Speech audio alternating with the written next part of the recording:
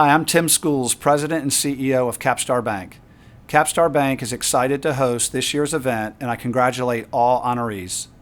It is through leadership such as yours that Nashville has so many wonderful companies and continues to thrive and increase its competitiveness nationally as a place to live and do business. Over the past 13 years, Capstar has been fortunate to help form and grow a number of organizations across our community. It's exciting to see your success, and we appreciate all that you do.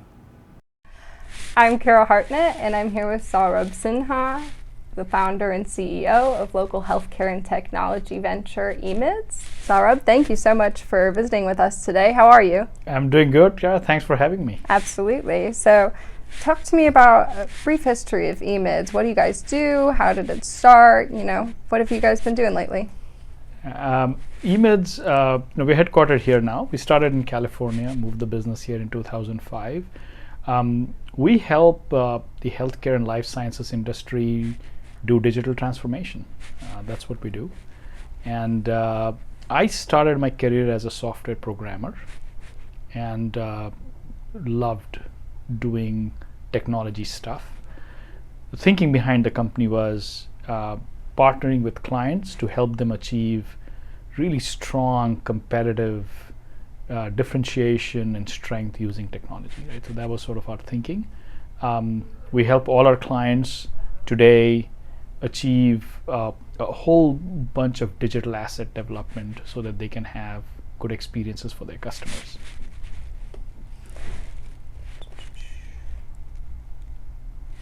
And you mentioned that you help with digital transformations. There's been a lot of that in this past year, especially in the healthcare space. People are, tackling it, new digital tools and platforms for a range of things. How have you seen that play out with emids, and what sort of demand have you experienced over the past year? Cara, the past year has been interesting, right? It's I think we'll never forget it, and it has shaped and reshaped our lives, some parts of it forever. The same applies to business. Across our client base, we saw a complete change of mindset. Clients that were behind on adopting virtual models of engagement, more digital assets, started really accelerating that. Clients that were already doing it started pushing forward to do more of it because they realized this is going to stay. Mm-hmm. So in many ways, like they say, COVID-19 has been the single biggest digital transformation force than anything else. And we saw that because that's what we do for our clients. We had a significant increase in demand for our services during COVID. Mm-hmm. Yeah. And how did that, change internally? We talked about your clients needed this huge digital transformation, but a year ago from, where we're at right now, everyone was transforming, remote work, kind of adjusting to life in the pandemic. How did you guys do that internally while also managing that growth? Great question. So like with every business, our first couple of months when the pandemic really set in was full of nervousness. We didn't know what to expect. I didn't know what to expect. My clients didn't know what to expect. So the first couple of months were all about employee safety, well-being, and sort of look at it week by week and see how it is shaping up, right? Mm-hmm. That's what the first couple of months were. Now, once everybody was safe, settled, they realized this is not changing here in a few weeks. We started seeing a good, back to productivity, people settling into their work rhythms, all remotely, all the Zoom and Microsoft Teams and web meetings happening and all sort of working smoothly. And then I think third, fourth month into it, we started seeing the demand pick up. Mm-hmm. Because like I said, businesses start realizing this is here to stay. We've got to invest more in digital front doors, in more virtual engagements. So we had to adapt our various business processes to be virtual. So we hired virtually, we onboarded virtually, we sold virtually, we delivered work in virtual manner, where a lot of times, we have a little over 500 employees in US. A lot of them usually are at client offices. So this was new. They were at home and engaging with the clients and driving up strategy and delivery work. So we had to adapt all our business processes to be virtual. We did that. Being a tech organization, that wasn't too hard. But yeah, that's what happened. I think we just saw the demand pick up. We reacted well to it. We had a very good infrastructure of capability and talent already in place, so we could just scale that. Yeah, absolutely. And you're sort of in this unique situation, I guess, where you don't have a team that's just based in one location. You're not centralized in Nashville. You're across the country and also across the world. How do you manage, all of those employees when they're in different locations like that? Yes, we are very national and international. Center of gravity is Nashville. We're headquartered here. We have a delivery center here, but yes, we've sort of gone where the talent is. That's been our model, right? So we have, like I said, about 500 employees in US. We have a base in Canada. We have Eastern Europe locations. We have several locations in India. When the pandemic hit, each region managed a little differently, but because it was a pandemic, a global phenomenon, there was also a lot of empathy across the world for what was happening. And honestly, that made things a bit easier. So it was easier for us to communicate with our clients and say, hey, look, here's the sort of process we're going through in this country, and this is the way that works there, and here's the way it works here. And everybody was willing to listen and understand, because it was just such a global phenomenon. But like I said, first thing was employee safety and their well-being, and then we sort of built it up from there. Yeah, it's sort of interesting how you're in different markets, and I know, like, just in the United States, our healthcare system is like having a huge response to the pandemic and undergoing massive change, but it seems like you kind of have to track how those different systems across other countries and other spots of the world are reacting. How do you manage all those differences? We do track it. The systems are very different. US in some ways is unique. We know our customers, so and we have had deep relationships with them. So some of the tracking is very natural to us, because we are in high touch with them. We're learning what's going on. I'll tell you, Kara, one of the things coming out of this was the stories we heard about innovation and rapid changes that the health systems and payers and other entities were bringing in while the pandemic was going on. There were heartening stories all over the world about just human grit, innovation at a time when it is highly needed, and just the can-do attitude of the healthcare workers, right? That we'll get it done. And we know, and of course we're very thankful to the frontline workers, but we know that many of them have pulled 2-3 shifts even, just to keep the momentum of care going during the pandemic. We heard some great and very heart-touching stories. Yeah, absolutely. And we've talked about, there's this huge demand for technology. Everyone's going into it. But have you seen any specific major shifts in the industry that you serve that you've had to adapt to? So the pandemic has had one common effect to the healthcare life science industry, which is their focus on patients has gone up even more. We talk about the industry being fairly fragmented. I think the patient or the member is the integrator at the end of the day. We were seeing prior to the pandemic an increased focus towards patients, knowing them well, giving them good experience. The pandemic really accelerated that, because now they really had to reach, they were not, these members and patients weren't walking into facilities anymore. They were at their homes. And so if you want to have a relationship with them, you got to reach them where they are. And a lot of that is digital transformation. So we really helped our clients with data and analytics so that they could understand their patients and members better. And then we help them with experience so that they could give good experience and design to their patients and members. Those changes in the industry will stay forever.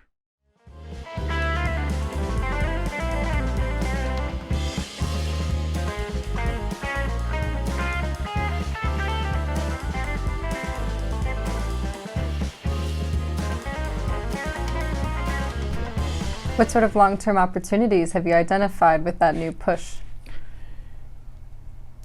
Several long-term opportunities. I think first is the increased focus on patients and that experience is going to give way to more wellness initiatives. So I think what will happen in a very definitive way is more and more wellness engagements. Okay. The second shift is care where it makes sense. I believe that's a long-term shift. We've sort of grown up with got to go somewhere to get care. I think care is going to come to us. Yeah. More and more. I think that's a very fundamental shift. The third thing, this is sort of a, I think, byproduct of it being a global phenomenon. I feel we're all going to be much more empathetic and sensitive to each other's needs in the world, because this is a common human challenge that we've all tried to overcome. So I feel that the collaboration within the industry is going to get even better because we've all been through this together, right? And they've had to partner. We've seen amazing partnerships come out of this. You know, we just recently saw two competitors in the life sciences partner to manufacture the vaccine of the other one. It's unheard of, right? We've seen payers, providers come so close to each other to help each other out with managing COVID patients and other areas, right? So I feel that's a long-term shift. You know, they've seen the benefits of collaborating closely and partnering. I think that'll stay.